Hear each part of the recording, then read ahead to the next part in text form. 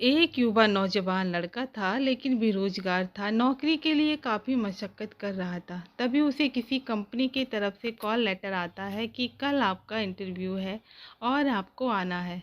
अब वो लड़का थोड़ा परेशान हो गया क्योंकि जिस जगह उसको इंटरव्यू के लिए जाना था वो जगह उसके घर से तकरीबन 50-60 किलोमीटर दूर थी और वो एक बेहद गरीब परिवार से था। इसलिए उसके पास जाने के लिए भी पैसे नहीं थे, लेकिन उसको जाना तो था। नौकरी उसके लिए ज़रूरी थी। जैसे-तैसे उसने 50 रुपए का बंदोबस्त किया और घर से निकल पड़ा और वो चौराहे तक पहुंच गया। बेहद निराश हुआ क्योंकि टिकट के पैसे उसके पास नहीं थे, जितने होने चाहिए थे।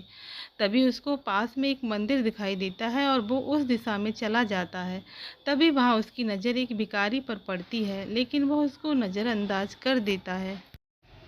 भिखारी उसको परेशान देखकर पूछ ही लेता है कि आपको शायद कोई परेशानी है, मैं आपकी क्या मदद कर सकता हूँ। लेकिन वो उसको कुछ नहीं बताता, सोचता है कि ये भिखारी खुद मांग कर खा रहा है, ये मेरी क्या मदद कर पाएगा। लेकिन भिखारी बुजुर्ग था, उसने 2-3 बार पूछने पर लड़का मजबूर हो गया ये बताने के लिए कि उसको क्या समस्या है। भिखारी ने उसको बोला, तुम ये 500 रुपये लो और जाओ अपना इंटरव्यू दो। वैसे भी मैं सिर्फ दवाई के लिए पैसा इकट्ठा करता हूँ और जो बचते हैं उनको दान पेटी में डाल देता हूँ। इसलिए मेरे ये पैसे ज़्यादा काम के नहीं हैं। शायद तुम्हारी कोई मदद कर सकूँ तो मुझे भी खुशी मिलेगी।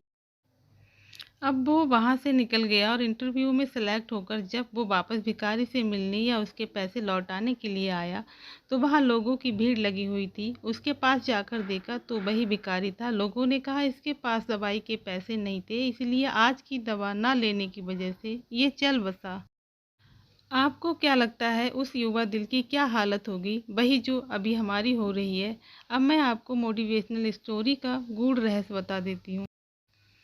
किसी भी काम को करने या किसी भी लक्ष्य को हासिल करने के लिए मार्ग में हजारों कठिनाइयों का सामना करना पड़ेगा। अगर ये सोचकर हम आगे ही ना बढ़े तो और हो सकता है रास्ते में कोई हो जो हमारी मदद के लिए बैठा हो। ईश्वर तो किसी भी रूप में हो सकता है।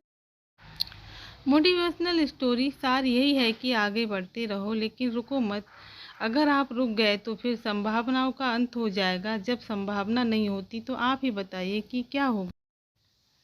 आपको ये कहानी कैसी लगी कमेंट के माध्यम से हमें बताएं। मोटिवेशनल स्टोरी को पढ़ने के लिए और आपका कीमती समय देने के लिए दिल से आपका शुक्रिया।